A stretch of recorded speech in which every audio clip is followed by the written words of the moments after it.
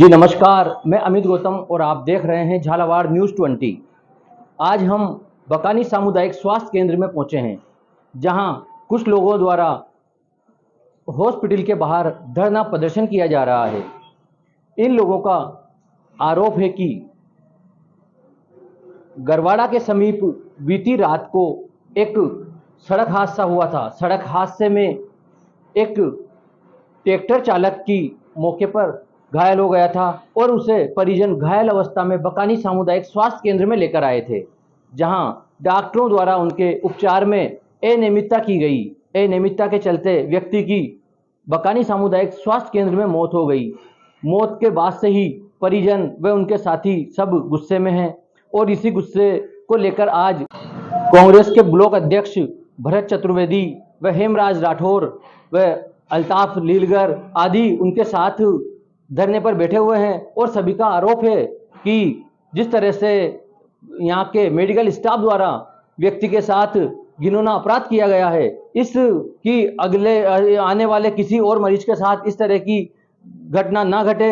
और उन लोगों का आरोप यह भी है कि जल्द से जल्द इसकी संपूर्ण जांच की जाए।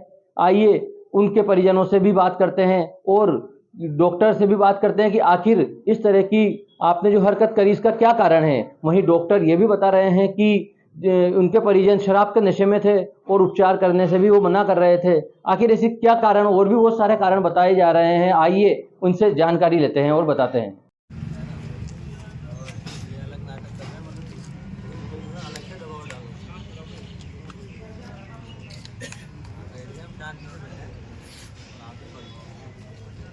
बहुत लोग हैं भाई।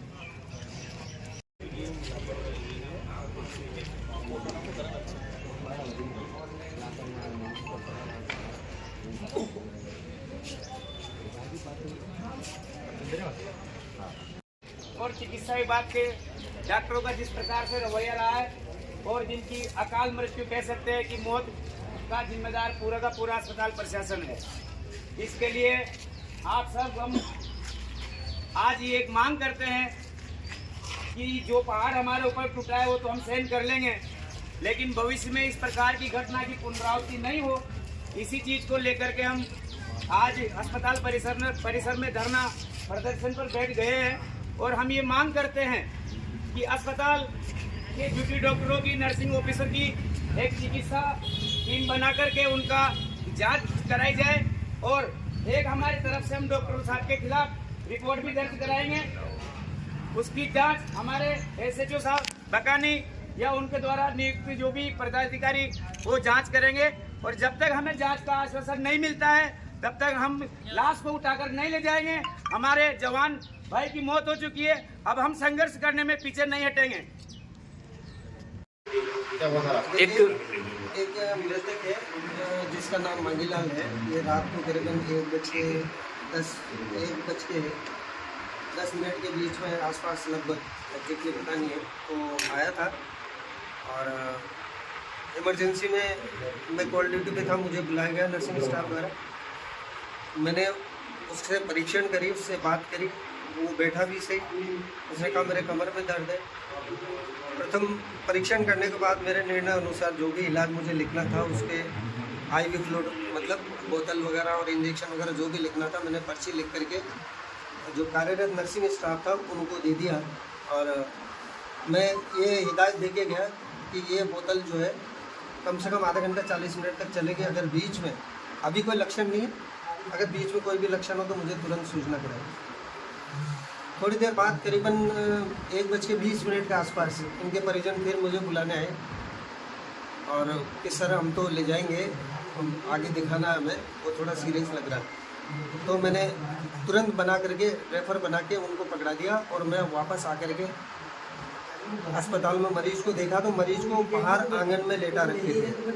तो मैंने पूछा कि आंगन में क्यों लेटा हुआ मरीज, कि हम तो इनको घर ले जा रहे थे। मैंने कहा घर किसने ले जाने दिया आपको?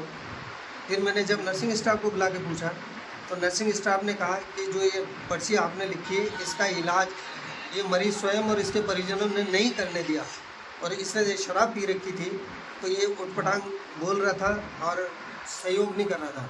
उसके बावजूद भी बोतल के अलावा अन्य जो भी दवाइयाँ सब कुछ लगा दी गई है, समय पे इलाज किया गया। चूँकि ये एक्सीडेंट का मामला था, कोई अंदरूनी चोट के वजह से अचानक पेशेंट कोलैप्स हो गया और उसके लगभग 1:15 बजे डेथ हो गई। तो हमारे इस चिकित्सा परिचर्या में लगभग 15 से 20 मिनट लगा। हमने कहीं भी डिले नहीं किया, हमारे इलाज में कोई लापरवाही नहीं हुई। बाकी अस्पताल की तरफ से जो भी किया जा सकता था हमने समय भी किया।